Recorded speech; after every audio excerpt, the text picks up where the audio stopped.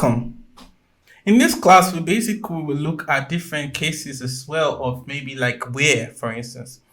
The where state, which we use to filter, the data set, right? So we do not want to see all the data set because maybe we just are kind of like interested in a certain part of the data set. So now looking at this data set, which is basically the sample superstore sales data, which is a very popular data set on the internet. Now, if we would like maybe like to filter on this data set, for instance, now just exactly the same way the where statement does, we could basically using Google Sheet, we could just come here and say, okay, so we only want to see data set for customers that are the segment of customers that are maybe home office, for instance. So what we do here is we just filter and we select only home office. Now, this is exactly what where does, right? So for instance, before we did this, now when we did this, now we have like 1,784 rows. So now if we were to relax this, now we have like, when we select all this row, now you see like we have like 9,995 rows. Now, we don't really need all these 995 rows because maybe our analysis doesn't really get up to this point. Maybe we're not interested in this point of the analysis, but what we just want to see is the home office customers. And then in this situation, then we already have what we want. And then we have fewer rows, which also translates into fewer size, more efficient query, which basically runs very fast because you have fewer rows. And like also you do not get the rubbish data that you do not need, because then in this case, this is not part of your analysis, right? So also you can, like in the case of where function, you could also combine two different fields where basically using the AND function. So if you're using the AND function, maybe you want to check for home office staffs, and then you want to check for maybe sales where the sales is above a certain limit, for instance. So you could come here and put a filter condition, just like we will do in analysis, in Excel. And then we could say, oh, we want to see like when cases, we only want to see for cases where the sales is above maybe 50, for instance. So when we run this, we can see like this filtering basically affects like home office, and it basically affects the sales data.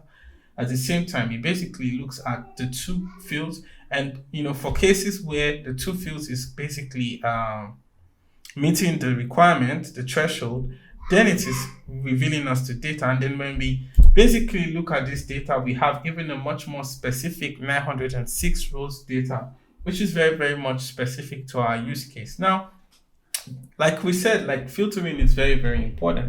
Also, like one of the ways that we filter as well is maybe we could want to see a couple of data sets, like we want to see a couple of categories. For instance, in the city, for instance, maybe we have a certain number of cities we would like to see.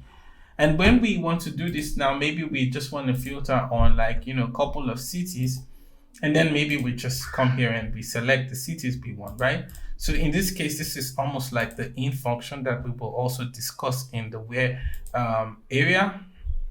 And also we have something that we call the like function, right?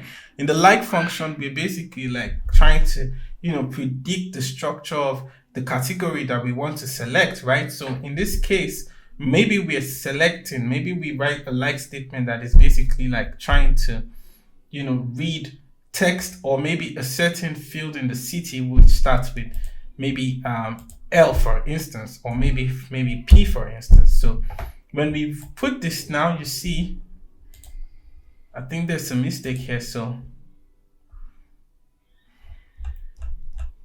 okay, it seems like we already deselected it. So when we put the P here now, we see only cases where where basically like the city is starting with a P, right? So this is also possible with SQL when we use the like function. So in the like function, we can select only maybe a certain pattern, right? So if it's starting with a P, or it's ending with an A, or it is like containing. So you see cases where it's starting with an A here, but if it's going to end with an A, then you see only cases that it ends with an A here, right? So, and also maybe we might want to see cases that maybe has an EST in the middle, for instance, so that contains an EST, right? Maybe in part of the name. So here you see like EST, which is Western, Rochester, Manchester, and all these kind of areas. So all this is possible using the like function. Now, all this function we will look at in the where section of the SQL course. I just wanted to let you see that the similarity between SQL and Excel. So if you have an idea of how to use Excel, I mean, it's very easy to understand how to use SQL, because then most of the things that you can do can easily be relatable back here as well. So see you in the class. Thank you.